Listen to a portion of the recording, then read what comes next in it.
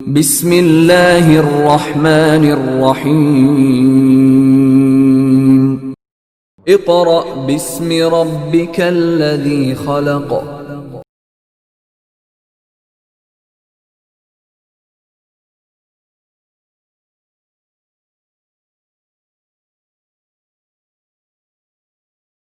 औज़ुबिल्लाहि मिनश्शैतानिर्रजीम। बिस्मिल्लाहिर्रहमानिर्रहीम। मोअज़्ज़ज़ वालिदैन और अज़ीज़ तलबा व तालिबात, अस्सलामु अलैकुम। जैसा कि आप जानते हैं कि तातीलात में जो काम आपको PDF नोट्स में व्हाट्सएप के ज़रिए भेजा गया था, उस तमाम काम की वीडियोस YouTube चैनल पर अपलोड हो चुकी हैं। उन वीडियोस का दुरानिया ज़्यादा है। उसकी वजह ये है कि आपको छोटी छोटी वीडियोस ढूंढनी ना पड़े और आपको इकट्ठा मवाद फ्राहम किया गया है। ज़रूरी नहीं है कि आप उस पूरी वीडियो को एक ही मर्तबा में सुन लें। जितना सबक आपने याद करना है, आप उतनी वीडियो को सुनें, समझें, फिर उसे याद करें और याद करने के बाद लिखें। हर काम को याद करने के बाद लिखना ज़रूरी है ताकि आपको मुश्किल पेश ना आए। अब बेटा एक बात और जहन में रखें कि ये जो काम आपको भेजा गया है PDF नोट्स में, या अब ये नया काम भी आपके पास आ चुका होगा PDF नोट्स में व्हाट्सएप के ज़रिए, ये सब काम आप अपनी कॉपियों पर उतारें और साथ साथ में याद करें, साथ साथ कॉपियों पर उतारें, क्योंकि जल्द ही स्कूल में कॉपीज़ चेकिंग के लिए ये काम मंगवा लिया जाएगा और उसका शेड्यूल भी जल्द ही बता दिया जाएगा। तो इसलिए आप अपने वक्त को ज़ाया मत करें, थोड़ा थोड़ा हर सब्जेक्ट का सबक याद करें, उसको लिखें और अपने जो कॉपियों का काम है उसको मुकम्मल रखें, ताकि जब आपसे कॉपियाँ चेकिंग के लिए मंगवाई जाएं तो आपको भी मुश्किल ना हो और हमें भी ना हो। Is it clear? जी, अब हम अपना सबक नंबर 7 शुरू करेंगे, जिसका नाम है किसान और बादशाह। क्या नाम है? किसान और बादशाह। जी बेटा, सबसे पहले तो आप अपनी किताब खोलें। आप अपनी किताब का सफ़ा नंबर 62 खोलेंगे, यानी पेज नंबर 62। ये आपकी कहानी जो है वो पेज नंबर 62 पर मौजूद है। जी, खोल लिया।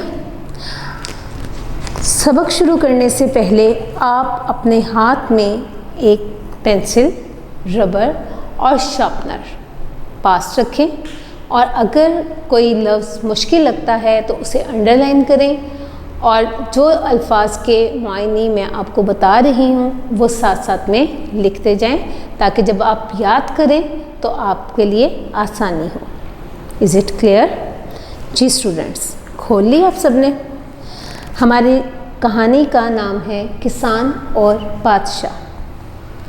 अब इसमें बेटा बताया जा रहा है इस कहानी में कि एक बादशाह और एक किसान बारे।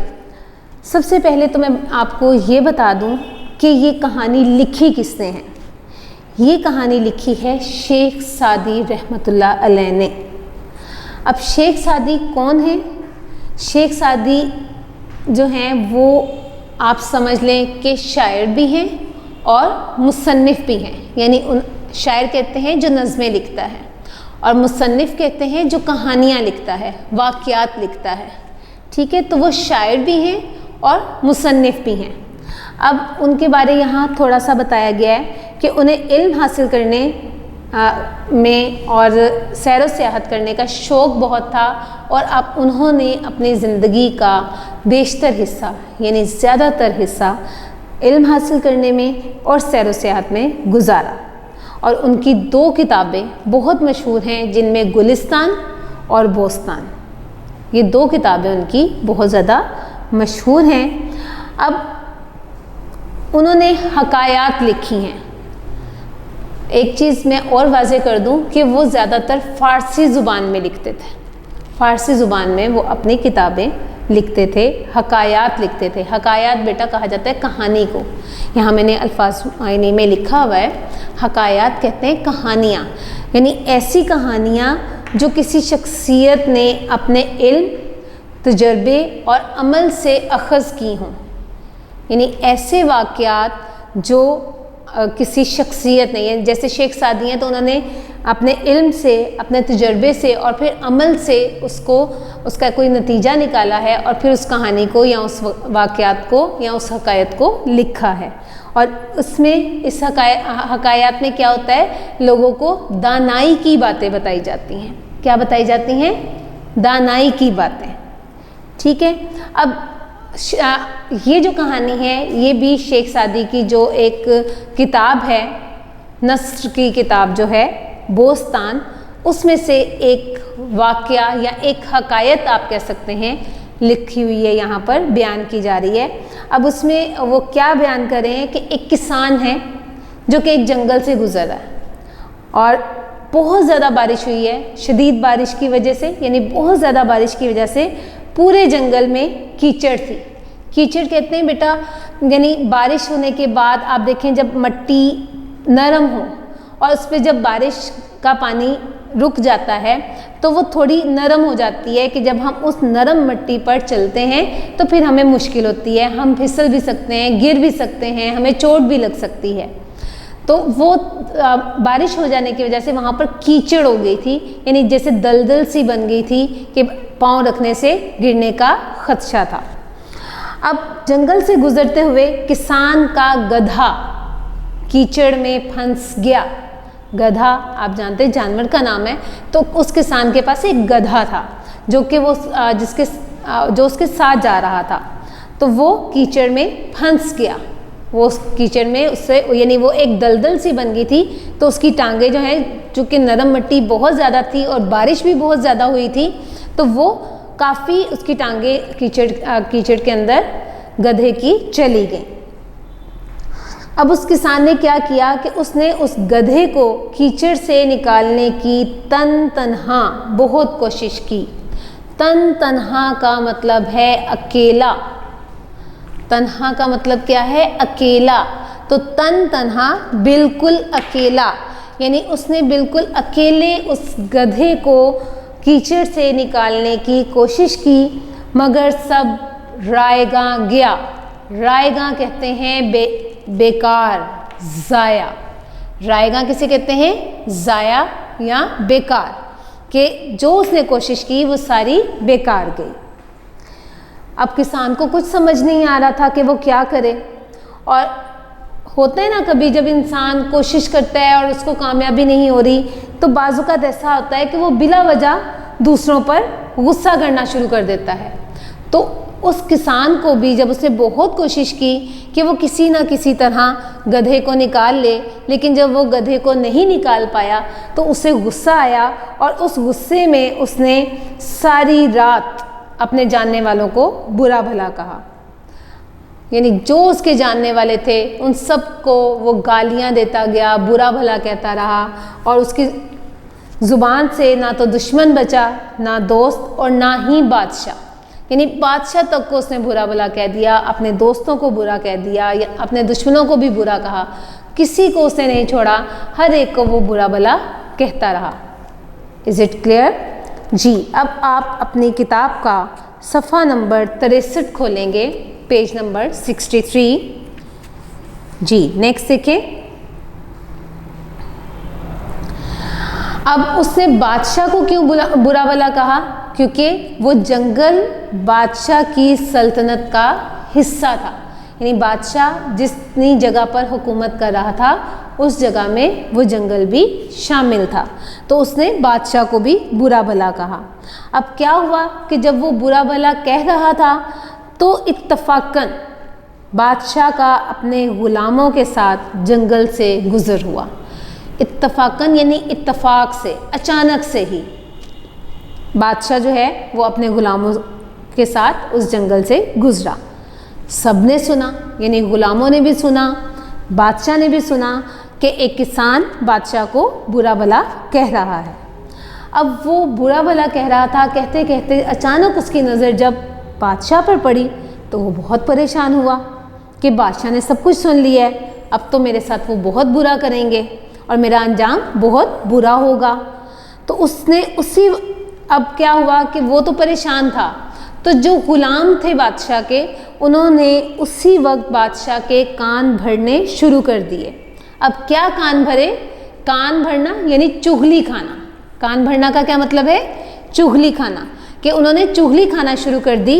अब क्या हुआ? एक गुलाम ने कहा कि ए बादशाह, इस शख्स की गर्दन तलवार से उड़ा दी जाए क्योंकि इसने आपकी शान में गुस्ताखी की है। अब उस गुलाम ने बादशाह को क्या जो है वो इसरार किया कि हम इसकी गर्दन जो है वो उड़ा देते हैं क्योंकि इसने आपकी शान में गुस्ताखी की है, आपको बुरा भला कहा है। गुस्ताखी का क्या मतलब होता है? बदतमीज़ी करना, कि इसने आपकी शान में बदतमीज़ी की है तो हम इसकी गर्दन उड़ा देते हैं, यानी इसको कत्ल कर देते हैं।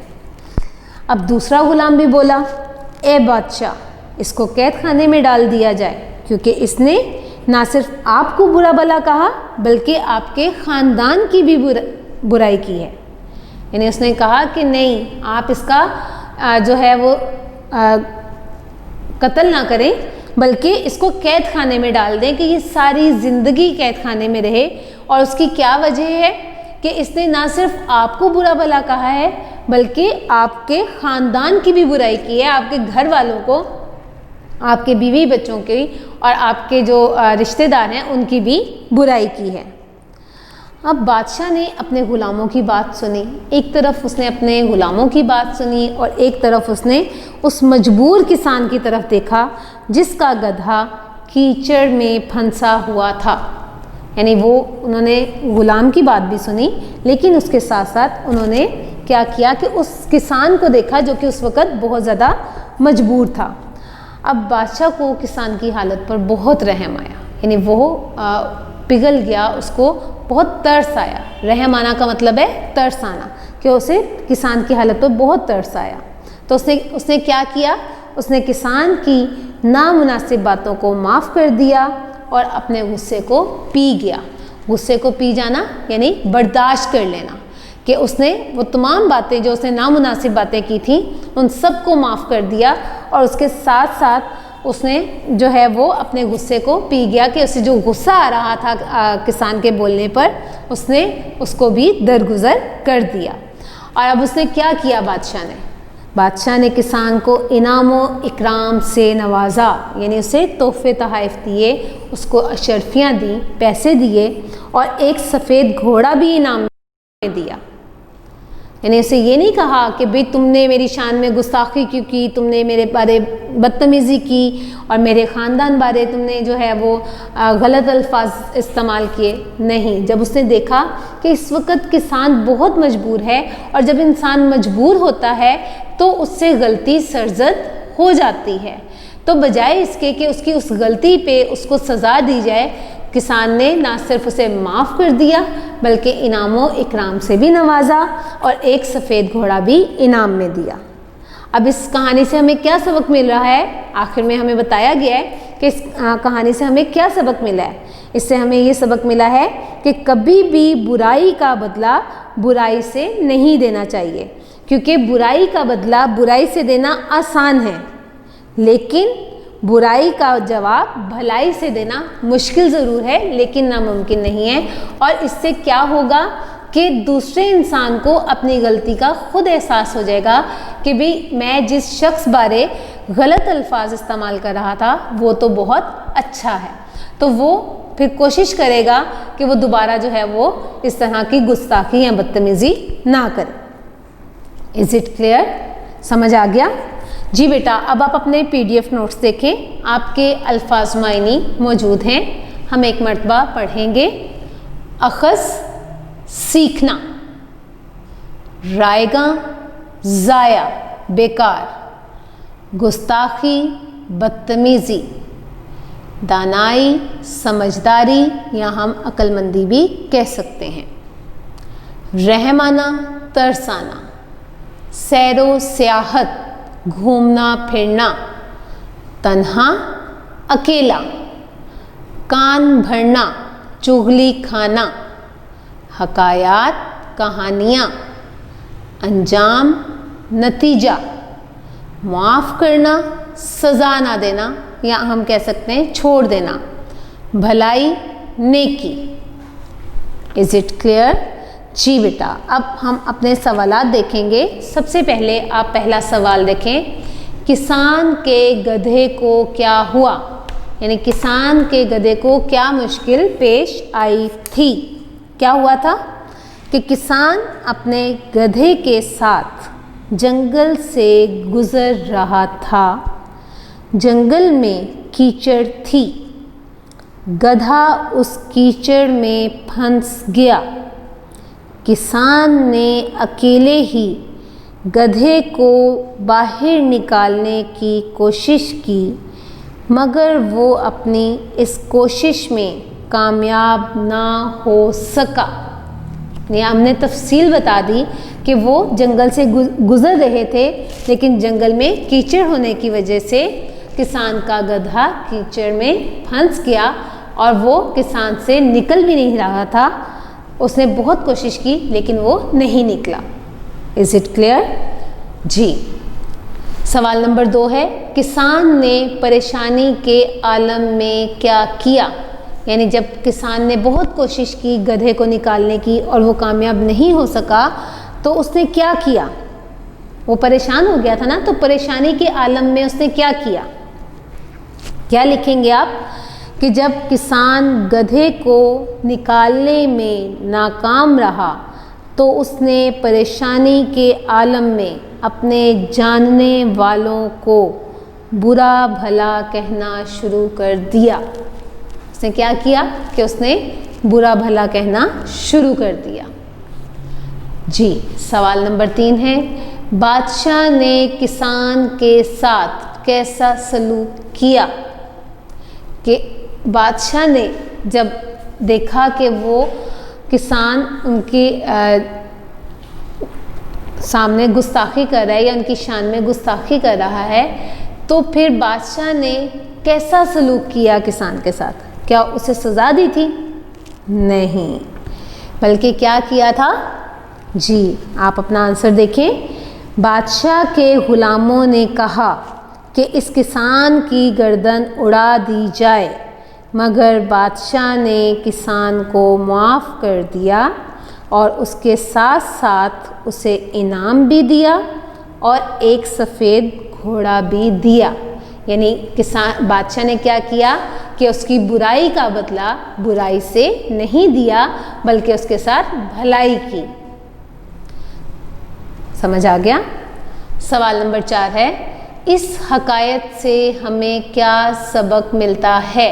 कि हमने ये जो हकायत यानी ये जो कहानी पढ़ी है, इससे हमें क्या सबक मिलता है? क्या सबक मिलता है? जी, अभी हमने पढ़ा है। आप क्या लिखेंगे? इस हकायत से हमें सबक मिलता है कि दूसरों के साथ अच्छा सलूक करो, अगरचे उन्होंने आपके साथ बुराई ही क्यों ना की हो। यानी अगर उन्होंने आपके साथ गलत भी किया है, तब भी उनके साथ अच्छा करो ताकि वो बुराई से बाज आ जाए। Is it clear? जी। अब आगे देखिए, नेक्स्ट हमारा है शेख सादी रहमतुल्लाह अलैह की चंद मशहूर हकायात मंदरजा झैल हैं, इनके मायने लिखें। मंदरजा झैल का मतलब होता है नीचे लिखी हुई हैं। मंदरजा झैल का क्या मतलब है? नीचे लिखी गई हैं। हमने ये हकायात पढ़नी है और फिर इनके मायने लिखने हैं। ठीक है। अब पहली हकायत क्या है? नसीहत की बात चाहे कड़वी हो कबूल करो। नसीहत कहते हैं अच्छी बात करना, किसी हदायत की बात बताना। तो इसमें कहा है कि चाहे वो नसीहत की बात कड़वी हो लेकिन कबूल करो। तो इसका क्या मायने है? अगर नसीहत करने वाले की बात हमें अच्छी ना लगे फिर भी इसे मान लेना चाहिए। यानी अगर हमें कोई नसीहत कर रहा है और हमें वो बात अच्छी नहीं लग रही तो हमें बुरा नहीं मनाना चाहिए, बल्कि उनकी बात को मान लेना चाहिए। ओके। अब दूसरी हकायत क्या है? बेमौका बोलने की आदत से गूंगा बहरा हो जाना बेहतर है। बेमौका यानी बात करने का मौका नहीं है, और हम बिला वजह यानी फ़र्ज़ करें कि अगर कहीं पर कोई खुशी की बात हो रही है तो आप वहाँ पर कोई गमी की बात कर दें, या कहीं पर कोई गमी की बात हो रही है तो आप खुशी की बात कर दें। तो इस ऐसे मौके पर जो हम बात कर रहे होते हैं वो बेमौका होती है कि खुशी का मौका है तो वहाँ पर हमें कोई गम की बात नहीं करनी चाहिए। ऐसी बात को बेमौका बात कहते हैं। बेमौका बोलना कि वो बात करने का मौका नहीं है, वक्त नहीं है, और हमने वो बात शुरू कर दी। तो उन्होंने क्या कहा है कि बेमौका बोलने की आदत से गूंगा बहरा हो जाना बेहतर है। गूंगा बहरा यानी ना तो बोल सकता हो और ना सुन सकता हो। ठीक है, तो इसका क्या मतलब है? इसका मतलब ये है, बात वही अच्छी होती है जो मौका महल देख कर की जाए, वरना खामोश रहना ज़्यादा बेहतर है। अब गूंगा बहरा से मुराद ये नहीं है कि आप बोल नहीं सकते या सुन नहीं सकते। आप सुन रहे हैं, बोल रहे हैं, लेकिन आप जानते हैं कि अभी मौका नहीं है, तो क्या बेहतर है? खामोश रहना बेहतर है। ओके जी। नंबर 3 है, किसी के ऐब जाहिर ना करो। ऐब कहते हैं बेटा खामी को, कमी को।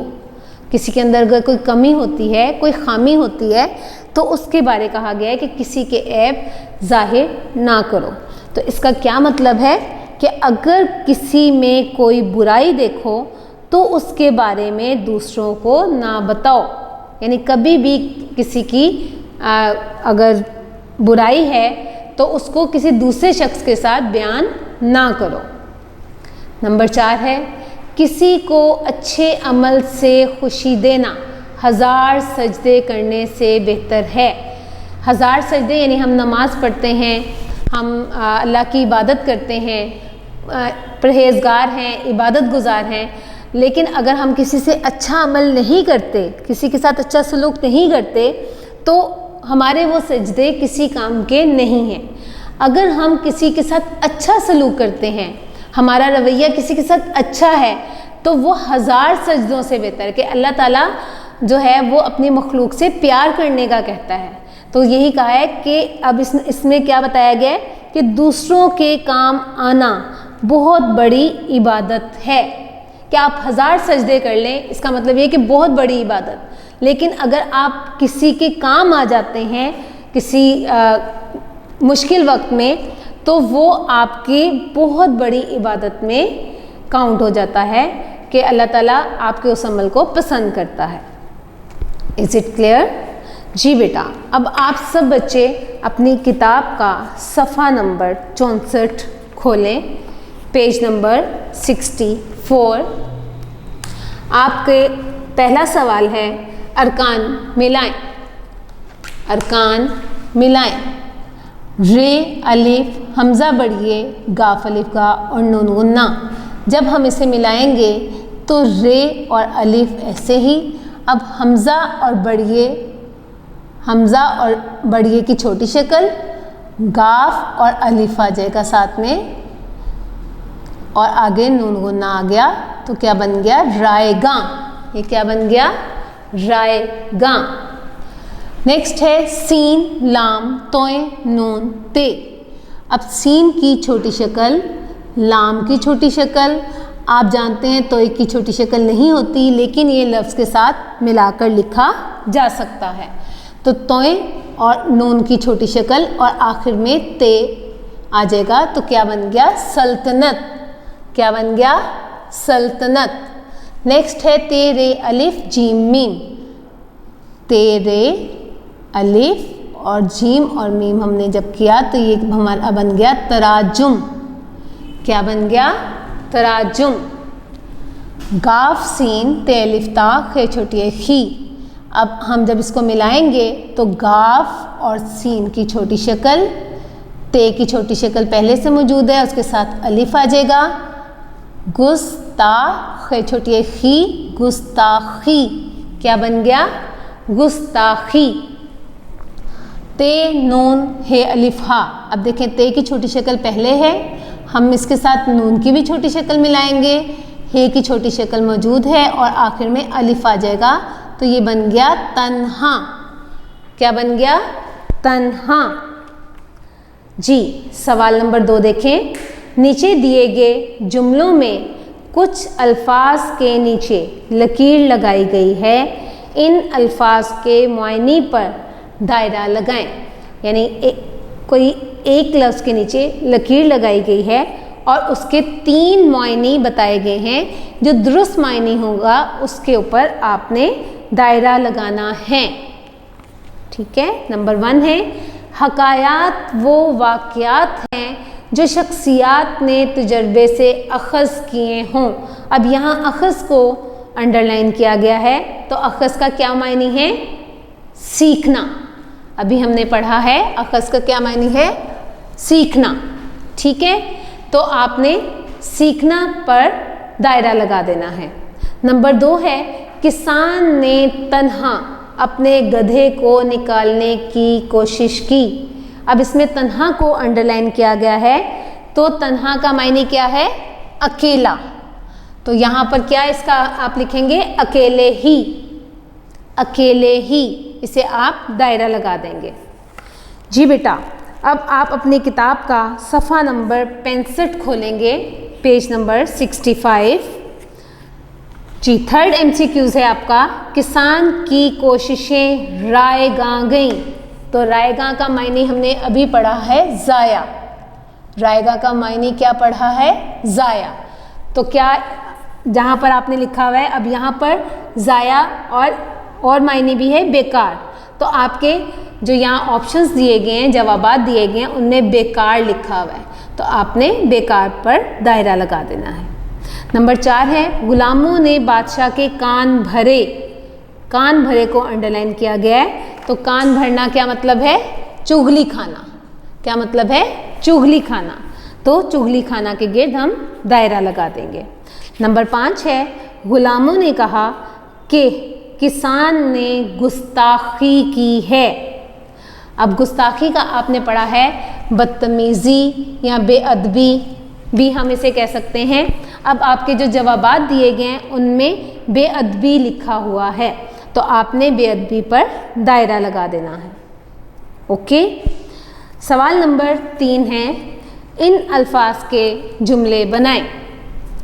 इन अल्फाज के जुमले बनाएं। हमारा पहला है तन तन्हा। तन तन्हा, तो आप क्या बनाएंगे? किसान ने तन तन्हा गधे को कीचड़ से निकालने की कोशिश की।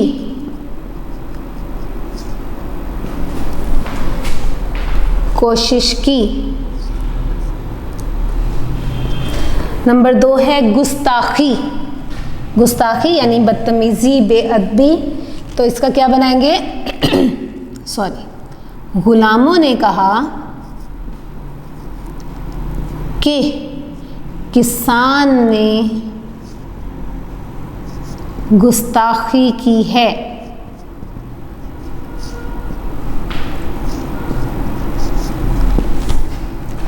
नेक्स्ट है कान भरना यानी चुगली खाना, तो क्या बनाएंगे? गुलामों ने बादशाह के कान भरे। नेक्स्ट है रायगां। रायगां यानी बेकार जाना, तो क्या आप इसका जुमला बनाएंगे? किसान की कोशिश रायगां गई यानी बेकार हो गई। किसान की कोशिश रायगां गई। अखस यानी सीखना, तो हम इसका क्या जुमला बनाएंगे? साइंसदानों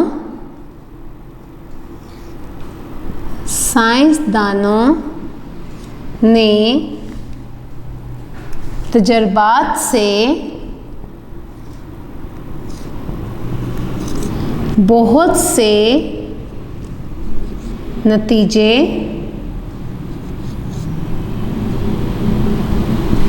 अखज़ किए, यानी बहुत से नतीजे उन्होंने निकाले। नेक्स्ट है मशहूर। क्या है? मशहूर। तो आप इसका जुमला बना सकते हैं, बांगे दरा इल्लामा इकबाल रहमतुल्लाह अलैह की मशहूर तसनीफ़ है, यानी उनकी मशहूर लिखी हुई किताब है, मशहूर तसनीफ़ है। आप किताब भी लिख सकते हैं। Is it clear? जी बेटा, अब आप अपनी किताब का सफ़ा नंबर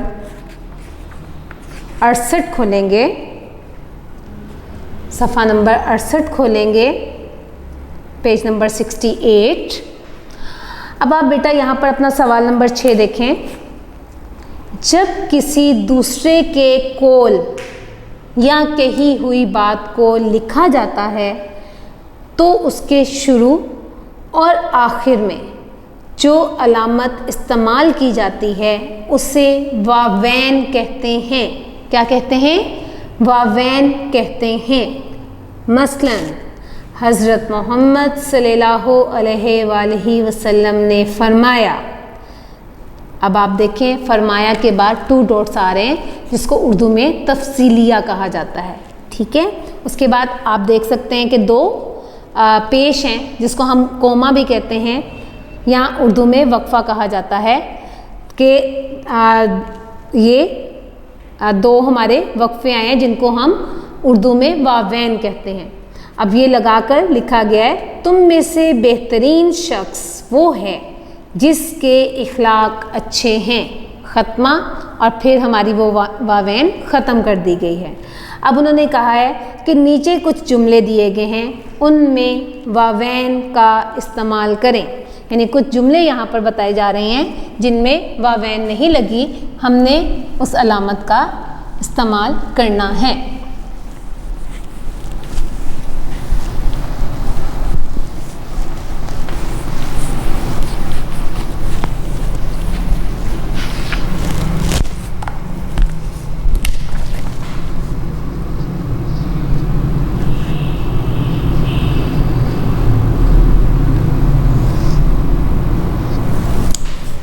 जी, नंबर 1 है, अब्बू ने कहा तुम्हें पढ़ाई में और ज़्यादा मेहनत करनी चाहिए। अब ये बिल्कुल सिंपल लिखा हुआ है, तो जब हम इसे वावैन के साथ लिखेंगे तो क्या हम लिखेंगे? अब्बू ने कहा। अब कहा के बाद कौन सी अलामत आएगी? तफसीलिया की अलामत, इसको हम तफसीलिया कहते हैं। और उसके बाद हम वावैन लगा देंगे। तुम्हें पढ़ाई में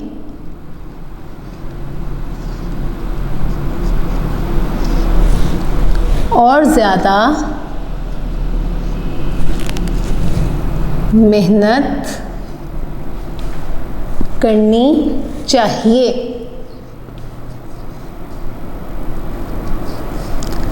यहाँ ख़त्मा लगेगा और वावैन हम बंद कर देंगे। Is it clear? जी, दूसरा है, शेख सादी ने फरमाया इल्म और हुनर ना चोरी हो सकते हैं और ना ज़ाया, बल्कि इनमें हमेशा इजाफ़ा होता है। तो जब हम वावैन के साथ इसे लिखेंगे तो क्या लिखेंगे? शेख सादी रहमतुल्लाह अलैह ने फरमाया। उसके बाद हमारी तफसीलिया की अलामत जो कि पहले से लगी हुई है, उसके बाद हम वावैन लगाएंगे। इल्म और हुनर ना चोरी हो सकते हैं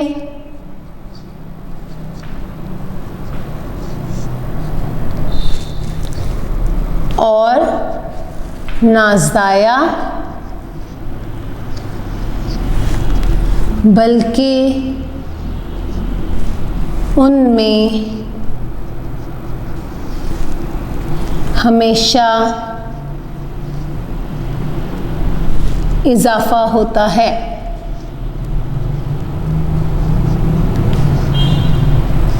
अब हम खत्मा लगा के वावैन को बंद कर देंगे। समझ आ गया बेटा? नेक्स्ट नंबर 3 है, अली बोला मुझे कहानियाँ पढ़ना पसंद हैं। तो हम जब वावैन का इस्तेमाल करेंगे तो हम क्या लिखेंगे? अली बोला, उसके बाद हमारी अलामत आ जाएगी तफसीलिया, वावैन की अलामत आएगी, मुझे कहानियाँ पढ़ना पसंद हैं, खत्मा आ जाएगा और आखिर में वावैन को हम बंद कर देंगे। नंबर 4 है, निम्रा ने पूछा हम सैर को कब जाएंगे। जब हम इसको वावैन में लिखेंगे तो क्या आएगा? निम्रा ने पूछा, उसके बाद तफसीलिया की अलामत, फिर वावैन, हम सैर को कब जाएंगे, खत्मा। अब अच्छा, अब एक चीज़ और देखें, मैंने खत्मा बोला है, ठीक है, क्या इसके आखिर में खत्मा आएगा? नहीं। क्यों खत्मा नहीं आएगा? क्योंकि ये सवाल है, हम सैर को कब जाएंगे, तो ये सवाल है, तो इसके आखिर में सवालिया निशान आएगा। क्या आएगा? सवालिया निशान आएगा और साथ ही हम वावैन को बंद कर देंगे। समझ आ गया? नेक्स्ट है, वो कहने लगा मेरा ख्याल है कि हमें वापस चलना चाहिए। तो जब हम वावैन के साथ इसको लिखेंगे तो क्या होगा? वो कहने लगा, इसके बाद हम तफसीलिया की अलामत, वावैन, मेरा ख्याल है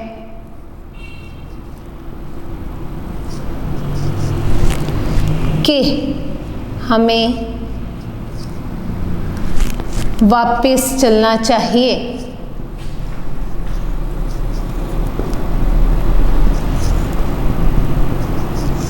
अब इसके बाद खत्मा और वावैन को बंद कर देंगे। समझ आ गया बेटा? ये आपका सबक नंबर 7 हमारा मुकम्मल हो गया है।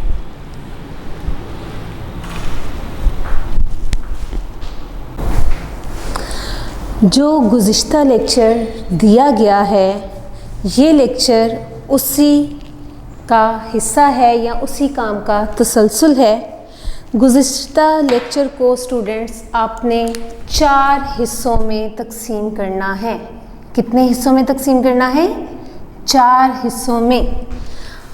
पहले दिन यानी फर्स्ट डे आपका जो काम होगा वो है रीडिंग, यानी आपने जो पढ़ाई की है वो पढ़ाई, और उसके साथ अल्फाज मायने।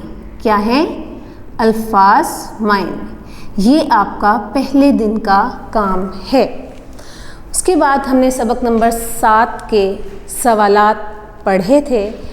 उसमें दूसरे दिन आपने यानी आपका सेकंड डे सवाल नंबर 1 ता 4, सवाल नंबर 1 ता 4 आपका दूसरे दिन का काम है। थर्ड डे आपने सवाल नंबर 5 ता 8 याद करने हैं। Is it clear? जी। नेक्स्ट फोर्थ डे का आपका काम है किताब का मारूज़ी वर्क, यानी जितना हमने किताब का मारूज़ी काम किया है वो आपका चौथे दिन का काम है। यानी आपने 4 दिन में सबक नंबर 7 मुकम्मल करना है। Is it clear? अब हमारा 5वें दिन का सबक शुरू हो रहा है, यानी ये हमारा 5th डे का सबक शुरू हो रहा है, जो इसका नाम है एरक की उर्दू। क्या है? एरक की उर्दू। एरक बेटा एक बच्चे का नाम है जो कि अमेरिका का रहने वाला था। ठीक है। अब आप सब बच्चे अपनी किताब का सफ़ा नंबर 69 खोलें, पेज नंबर 69 खोलें। हम रीडिंग शुरू करेंगे, यानी हमारा 5th डे का काम शुरू हो रहा है, पढ़ाई। ठीक है, 5th डे का काम पढ़ाई शुरू हो रहा है और हम इसके साथ अल्फाज मायने करेंगे। सबसे पहले हम अपनी रीडिंग शुरू करते हैं। जी, आप सबने किताबें खोल ली। एरिक अमेरिका के शहर न्यूयॉर्क में रहता है, यानी अब वो कहाँ का रिहायशी है? वो अमेरिका के शहर न्यूयॉर्क का रिहायशी है। उसकी अम्मी और अब्बा को मुख्तलिफ़ ज़ुबानें सीखने का बहुत शौक़ है, यानी उसके जो अम्मी और अब्बू हैं उनको भी मुख्तलिफ़ ज़ुबानें सीखने का बहुत शौक़ है। एक रोज़ एरिक की उस्तानी साहिबा ने कहा, यानी उसकी टीचर ने कहा कि हमारी जमात में मुख्तलिफ़ इलाक़ों के तुलबा मौजूद हैं, कि हमारी जमात में, हमारी क्लास में मुख्तलिफ़ इलाक़ों के, मुख्तलिफ़ मुल्कों के भी आप कह सकते हैं, या मुख्तलिफ़ रियासतों के तुलबा मौजूद हैं। तो हर तालिब इल्म अपनी इलाकाई ज़ुबान में मौजूद किसी एक कहानी का अंग्रेज़ी ज़ुबान में तर्जुमा करे और सब बच्चों को सुनाए। यानी अब उन्होंने कहा कि जिस बच्चे की जो ज़ुबान है या वो जहाँ का रहने वाला है, वो उस ज़ुबान में अंग्रेज़ी एक कहानी लिखे। ठीक है, उनकी जो भी ज़ुबान है वो ज़ुबान की कहानी वो अंग्रेज़ी तर्जुमा करें, उसके बाद वो सब बच्चों को सुनाएं। अब जब अगले दिन सब बच्चों ने अपनी अपनी कहानियाँ सुनाई तो एरिक को दानियाल की कहानी बहुत मुख्तलिफ और दिलचस्प लगी। यानी एरिक तो अमेरिका का रहने वाला था, तो उसकी क्लास में एक बच्चा था दानियाल। उसने जब अपनी कहानी सुनाई तो वो बहुत मुख्तलिफ और दिलचस्प थी। अब दानियाल के बारे बताया जा रहा है कि दानियाल के वालिदैन का ताल्लुक़ पाकिस्तान से था और उसने उर्दू ज़ुबान के मशहूर किरदार चाचा छक्कन की कहानी सुनाई थी। यानी चूँकि वो पाकिस्तान से का रिहायशी था, पाकिस्तान का रहने वाला था, तो उसकी ज़ुबान आप जानते हैं कि पाकिस्तान की कौमी ज़ुबान क्या है? उर्दू है।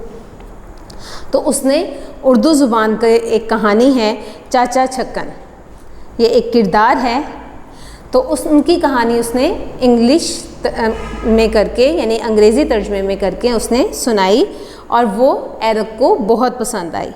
जब सब ने अपनी अपनी कहानियाँ सुना ली और जैसे ही उस्तानी साहिबा क्लासरूम से बाहर गई तो एरिक लपक कर दानियाल के पास जा पहुँचा। लपक कर यानी तेज़ी से जाना। ठीक है, तो वो दानियाल के पास गया और अंग्रेज़ी ज़ुबान में बोला, दानियाल क्या तुम्हारे पास ऐसी और कहानियाँ भी मौजूद हैं? यानी उसने पूछा कि क्या तुम्हारे पास इसके अलावा और भी कहानियाँ मौजूद हैं? समझ आ गया? जी, अब आप सब बच्चे अपनी किताब का सफ़ा नंबर 70 खोलें, पेज नंबर 70। दानियाल ने कहा, बिल्कुल, मेरे पास ऐसी बहुत सी कहानियाँ मौजूद हैं, मगर वो तमाम कहानियाँ उर्दू ज़ुबान में लिखी गई हैं। यानी उसने कहा कि मेरे पास ऐसी बहुत सी कहानियाँ हैं, लेकिन चूँकि मैं उर्दू ज़ुबान जानता हूँ तो वो सारी कहानियाँ उर्दू ज़ुबान में हैं।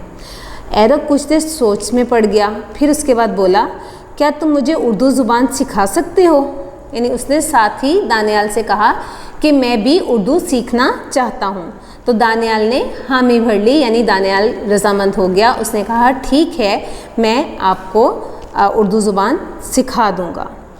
अगले रोज़ जब दानियाल ने एरिक को बताया कि उर्दू के हरूफ़ तहज्जी की तादाद 38 है, 38 यानी 38, कितने हरूफ़ तहज्जी हैं?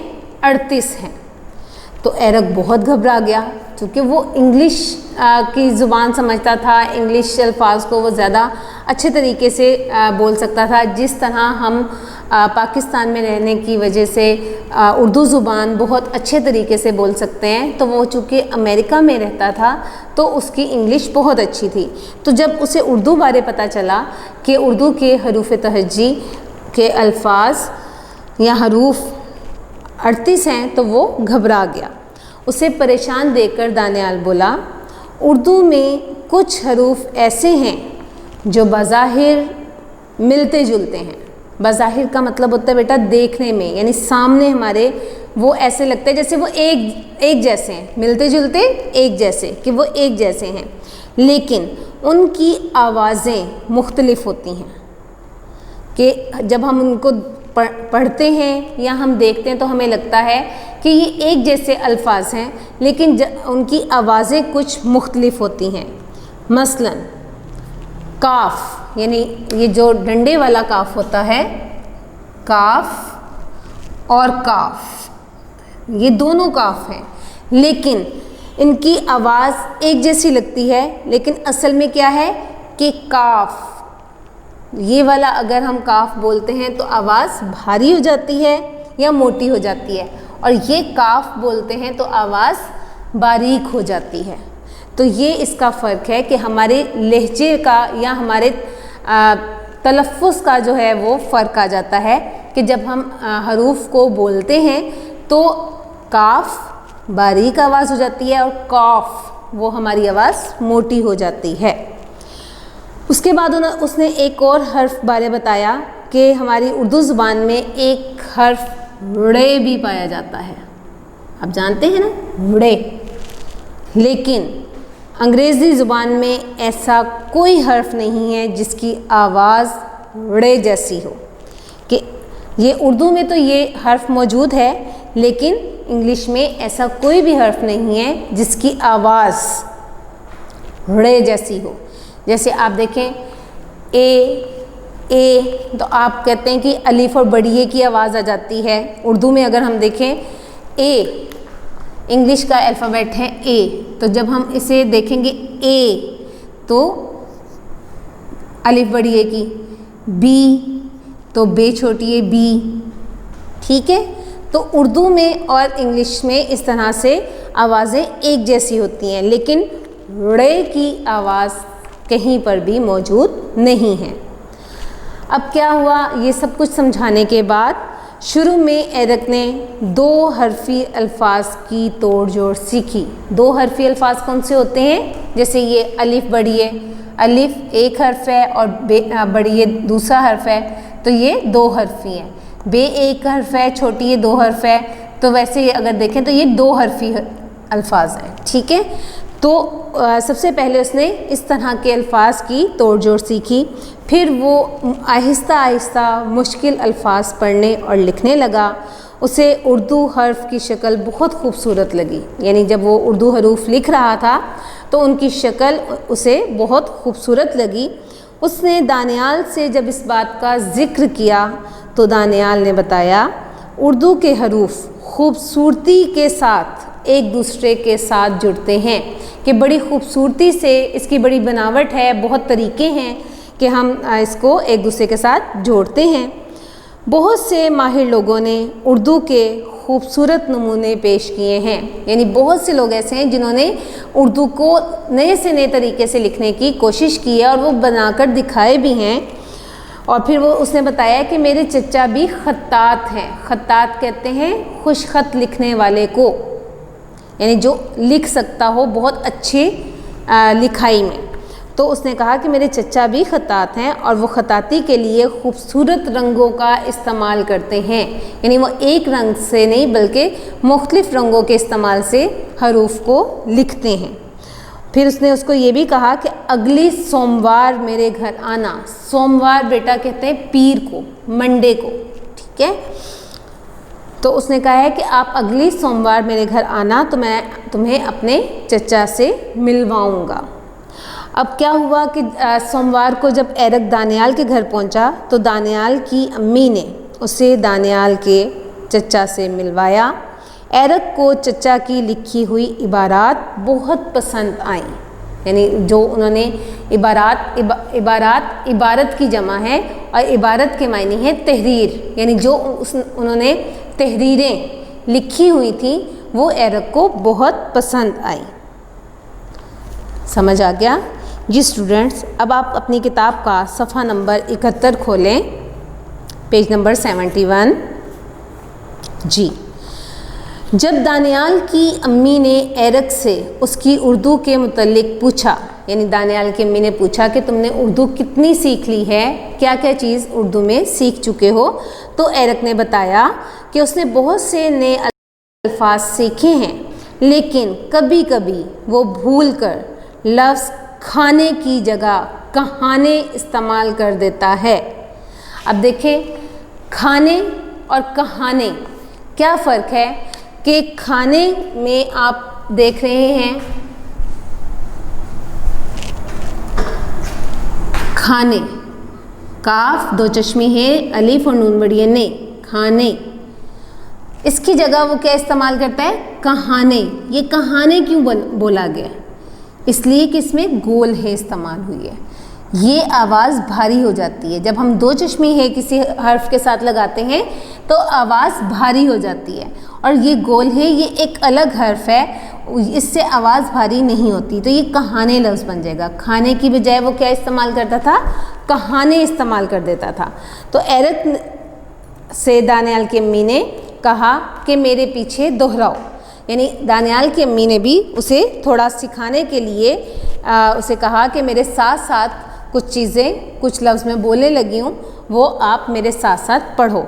अब उन्होंने क्या समझाया, समझ समझ के समझ को समझो, समझ समझना भी एक समझ है, समझ समझ के भी जो ना समझे मेरी समझ में वो ना समझ है। अब ये देखें कि इसमें एक लफ्ज़ समझ बहुत ज़्यादा इस्तेमाल हुआ है कि अगर आप एक ही लफ्ज़ को बार बार बोलेंगे तो आपका बोलने का अंदाज़ और आपके बोलने की स्पीड जो है वो तेज़ हो जाएगी और आपको बात समझ आना शुरू हो जाएगी। तो क्या था, समझ समझ के समझ को समझो, समझ समझना भी एक समझ है, समझ समझ के भी जो ना समझे मेरी समझ में वो ना समझ है। ठीक है कि हर बात को सोच समझ कर बोलना चाहिए, समझ कर बोलना चाहिए, और अगर आप समझने के बाद भी उसको नहीं समझते तो इसका मतलब कि आप समझना ही नहीं चाहते। ओके, तो एरिक ने जब ये जुमला दोहराने की कोशिश की तो उससे अल्फाज की तरतीब गलत हो गई। तो दानियाल की अम्मी ने मुस्कुराते हुए कहा, उर्दू ज़ुबान में बहुत से फ़िक्रे ऐसे हैं जिन्हें तेज़ी से बोला जाए तो अल्फाज की तरतीब गलत हो जाती है, कि बाज़ात ऐसे अल्फाज आ जाते हैं या ऐसे जुमले आ जाते हैं कि हम अगर उन्हें तेज़ी से बोलें तो अल्फाज की तरतीब गलत हो जाती है। तो इसको बहुत ध्यान और तवज्जो से समझना चाहिए। इतने में दानियाल कुछ कहानी की किताबें ले आया। एरिक बोला, उर्दू ज़ुबान में मुश्किल अल्फाज मौजूद हैं, लेकिन ये ज़ुबान सीख कर हम बहुत सी दिलचस्प कहानियाँ पढ़ सकते हैं।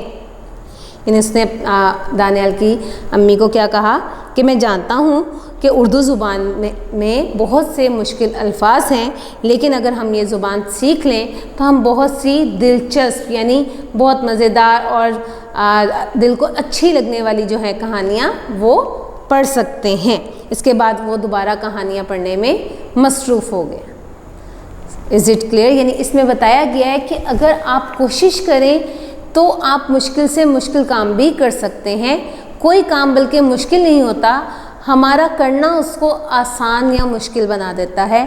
अब चाहे एरिक इंग्लिश बहुत अच्छे तरीके से बोलता था, लेकिन उसके बावजूद उसने उर्दू सीखने की कोशिश की, उर्दू ज़ुबान बोलने की कोशिश की, उसको सीखने की कोशिश की, और वो उसमें काफ़ी हद तक कामयाब हो गया।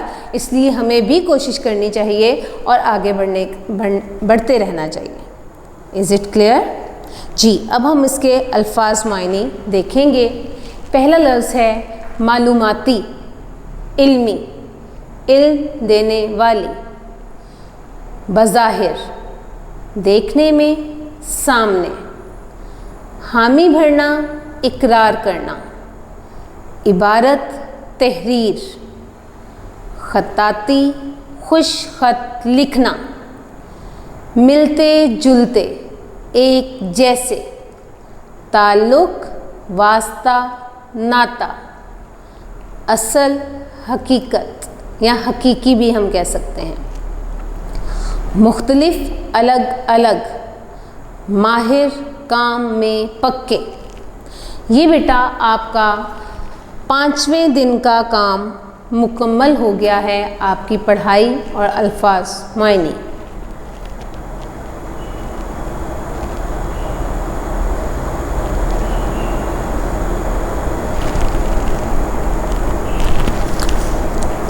अब हम छठे दिन का काम शुरू करेंगे, हमारे 6th डे का, जो कि है सवालात, जो कि क्या है सवालात। अब पहला सवाल आप सब देखें, आपके PDF नोट्स में जो आपको व्हाट्सएप के ज़रिए भेजे गए हैं उनमें ये सवालात मौजूद हैं, तो आप अपने PDF नोट्स को अपने सामने रखें और मेरे साथ साथ पढ़ें। सवाल नंबर 1, दानियाल ने कौन सी कहानी सुनाई? कौन सी कहानी सुनाई थी दानियाल ने?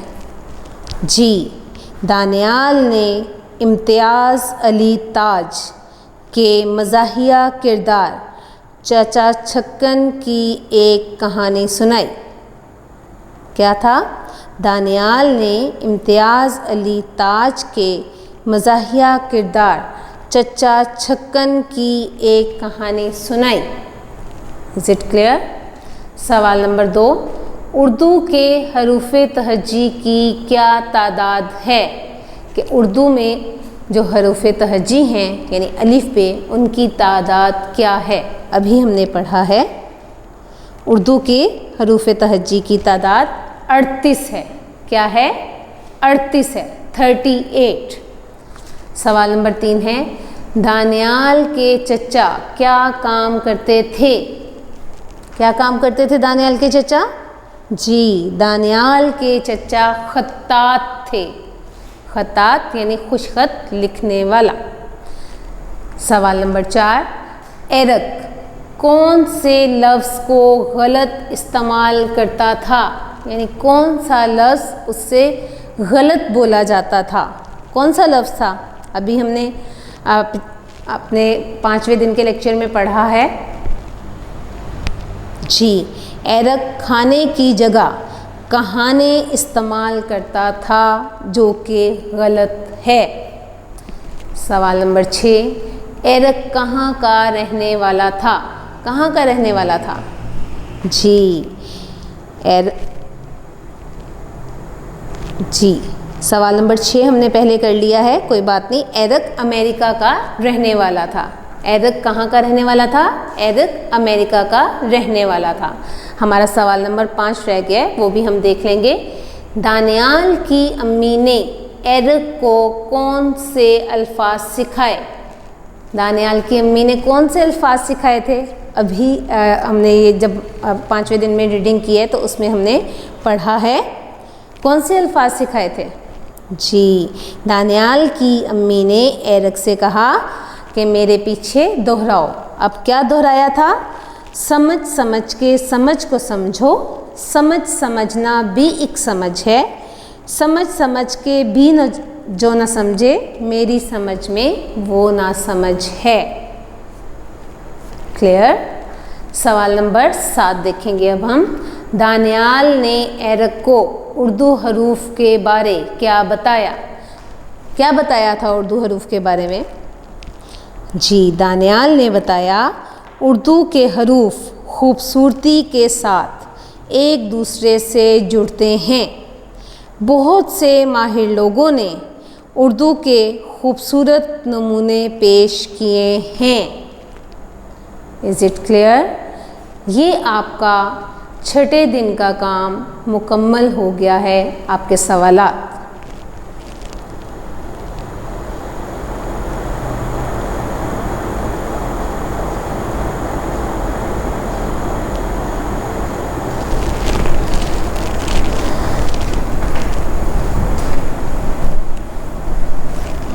जी, हम अब 7वें दिन का काम अपना शुरू करेंगे। हमारा 7th डे का काम है किताब का मारूजी काम। किताब का मारूजी काम, ये हमारा 7वें दिन का काम है। तो आप सब बच्चे अपनी किताब खोलें और किताब का सफ़ा नंबर 72 देखें, पेज नंबर 72 देखें। जी, खोल लिया। आपका पहला सवाल है अरकान मिलाएं, यानी कुछ अल्फाज दिए हुए हैं यहाँ पर, उसको हमने आपस में मिलाना है। अब पहला है नून छोटी है नी, वाओ, ये लिफ या, रे, काफ। जब हम इसे मिलाएंगे तो नून की छोटी शक्ल पहले ही है, उसके बाद हम छोटी ए की भी छोटी शक्ल कर देंगे, इसके साथ वाओ मिला देंगे तो ये बन जाएगा न्यू। ये लिफ या ऐसे आ जाएगा, रे और काफ, तो ये क्या बन गया, न्यूयॉर्क। और ये क्या है, अमेरिका के एक शहर का नाम है। नंबर 2 है बे, ज़ोए अलिफ, ज़ा, हे और रे। तो हम बे को की छोटी शक्ल ज़ोए और अलिफ, बा, ज़ा, हे, रे, हर, बज़ाहिर। ठीक है। अब नेक्स्ट है खे, तोए, तोए, अलिफ, तोए। तो ये क्या है, खे की छोटी शक्ल और तोए, अलिफ, ता, और तोए के ऊपर क्या आ जाएगी, शद आ जाएगी। अब ये शद क्यों आई है, आप जानते हैं कि तोए का हर्फ 2 मरतबा इस्तेमाल हुआ है। तो जब किसी लफ्ज़ में कोई हर्फ 2 मरतबा इस्तेमाल होता है तो हम उसे 2 मरतबा नहीं लिखते, बल्कि उसके ऊपर शद लगा देते हैं, क्योंकि तोए जो है वो खे के साथ भी मिल रहा है और अलिफ के साथ भी मिल रहा है। तो खे, तोए, ख़त, ते, अलिफ, ता, ख़त्ता, और फिर तोए, ख़त्तात, यानी लिखने वाला। Is it clear? नेक्स्ट है आइन, बे, अलिफ, रे, अलिफ, ते। तो आइन की छोटी शक्ल, बे की भी छोटी शक्ल हम कर लेंगे, अलिफ, इबा, रे, अलिफ और ते, इबारात। क्या है, इबारात, जो कि इबारत की जमा है जिसके मायने है तहरीर। नेक्स्ट है मीम, आइन, लाम, वाओ, मीम, अलिफ, ते छोटी है। तो जब हम इसे लिखेंगे तो मीम की छोटी शक्ल पहले से मालूम लिखी हुई है, उसके बाद हम आइन की भी छोटी शक्ल लिख लेंगे, इसके साथ लाम की छोटी शक्ल आ जाएगी और वाओ, मीम, अलिफ, माँ और ते छोटी ती ऐसे ही आ जाएगा। तो ये बन गया मालूमाती। क्या बन गया, मालूमाती। Is it clear? जी, सवाल नंबर 2 देखें। नीचे दिए गए जुमलों में कुछ अल्फाज के नीचे लकीर लगाई गई है, इन अल्फाज के दुरुस्त मायने के गिर्द दायरा बनाएं। जी, हो गया, देख लिया आपने। नंबर 1 है दानियाल ने उर्दू सीखने की हामी भरी। हामी भरी को अंडरलाइन किया गया है। तो हामी भरना का क्या मायने है, रज़ामंदी ज़ाहिर करना। तो यहाँ पर रज़ामंदी ज़ाहिर की, इसके ऊपर आप दायरा लगा देंगे। नंबर 2 है उर्दू के कुछ हरूफ बज़ाहिर एक जैसे हैं। बज़ाहिर को अंडरलाइन किया गया है। तो बज़ाहिर का मायने है देखने में, तो देखने में को आप अंडरलाइन या उसके गिर्द दायरा लगा देंगे। उसके बाद आप सब बच्चे अपनी किताब का सफ़ा नंबर 73 खोलें, पेज नंबर 73। जी, दानियाल के चचा खताती करते हैं। खताती के को अंडरलाइन किया गया है, जिसका मायने है खूबसूरत लिखाई। तो खूबसूरत लिखाई के गिर्द आप दायरा लगा देंगे। नंबर 4, एरक को चचा की लिखी हुई इबारात पसंद आई। इबारात को अंडरलाइन किया गया है, तो इसका मायने क्या है, तहरीरें। इबारत की का मायने है तहरीर, और चूँकि ये इबारात है, जमा है, तो इसका मायने भी जमा में आएगा तहरीरें। तो आपने उसे उसके गिर्द दायरा लगा देना है। नंबर 5, एरक और दानियाल मालूमाती कहानियाँ पढ़ने में मसरूफ़ हो गए। मालूमाती को अंडरलाइन किया गया है। तो मालूमाती का क्या मायने है, इल्म देने वाली। क्या मायने है, इल्म देने वाली। अब हम अपना सवाल नंबर 3 शुरू करेंगे।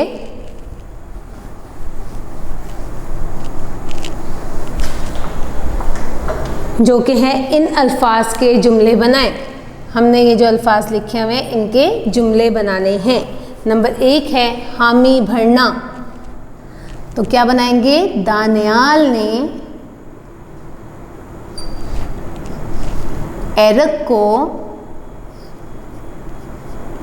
उर्दू सिखाने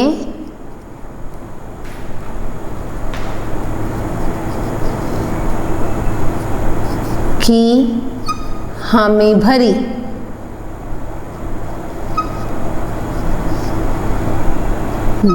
दानियाल ने एरक को उर्दू सिखाने की हामी भरी। नेक्स्ट है बज़ाहिर, यानी देखने में, सामने। तो क्या है? उर्दू के कुछ हरूफ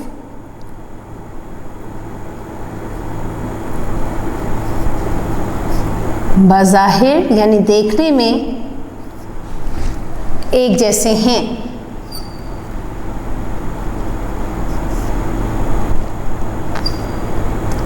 नेक्स्ट है खत्ताती, यानी खुशखत लिखना।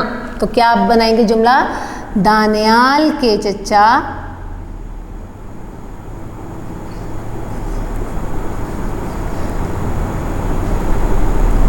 खत्ताती करते थे। नेक्स्ट है इबारत, इबारत तहरीर। तो आप क्या बनाएंगे इसका जुमला? मुझे अली की लिखी हुई इबारत पसंद आई।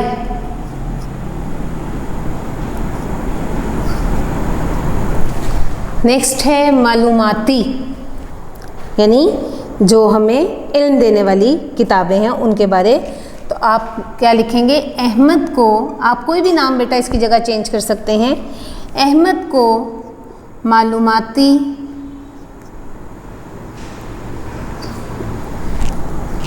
किताबें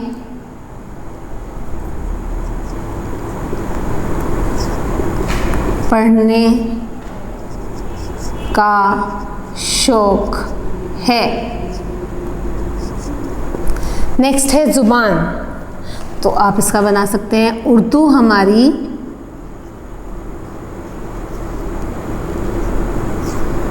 कौमी ज़ुबान है। ये आपके अल्फाज जुमले मुकम्मल हो गए। Is it clear? जी। अब आप सब बच्चे अपनी किताब का सफ़ा नंबर 74 खोलेंगे, पेज नंबर 74। आपका सवाल नंबर 5 है कि कुछ अल्फाज के आखिर में गोल हे हटाकर अलिफ ते लगाकर उनकी जमा बनाई जाती है, जैसे मुतालबा से मुतालबात। अब कुछ यहाँ पे अल्फाज लिखे हैं, हमने उनकी जमा बनानी है। जैसे पहला है आला। अब इसमें से ये जो है उसको काट के हमने अलिफ मद आ, लाम अलिफ ला और ते लगा दिया, यानी अलिफ और ते लगाना है हमने। ठीक है, तो हमने जो है वो गोल है हटा दी और उसकी जगह अलिफ और ते लगाया, तो बन गया आलात। नेक्स्ट है तजर्बा, आखिर में है तो ते जीम रे बे अलिफ बा और ते, तजर्बात, है हटा दी। वाक़या, इसकी भी है हटा के वाओ अलिफ काफ आइन अलिफ और ते, वाक़यात। ख़तरा, इसका भी है हटा के खे तोए रे अलिफ और ते, ख़तरा। आला आलात, तजर्बा तजर्बात, वाक़या वाक़यात, ख़तरा ख़तरात। ये आपका 7वें दिन का काम मुकम्मल हो गया है। ये दोनों असबाक आपने बेटा 7 दिनों में मुकम्मल करने हैं। मैं उम्मीद करती हूँ कि आपको ये सबक बहुत अच्छी तरह समझ आ गया होगा। अगर फिर भी किसी मुश्किल का सामना है तो इस वीडियो के आखिर में जो व्हाट्सएप नंबर दिया गया है उस पर आप रब्ता कर सकते हैं। अपना ख्याल रखिएगा। अल्लाह हाफ़िज़।